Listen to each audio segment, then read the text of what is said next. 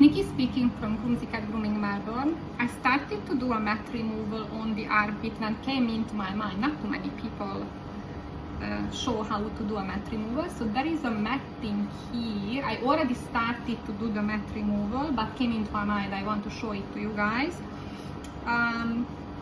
So basically the cat is here like that, and I go from the top to here instead of from the bottom to up.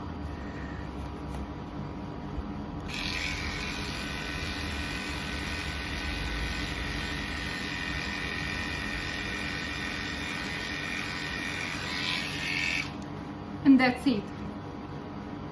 It's the 10 blade, 1.5 millimeter. I don't recommend you to do with any other blades. Pull the skin out so there are no little wrinkles, and then just work your way down very carefully. Thanks for watching.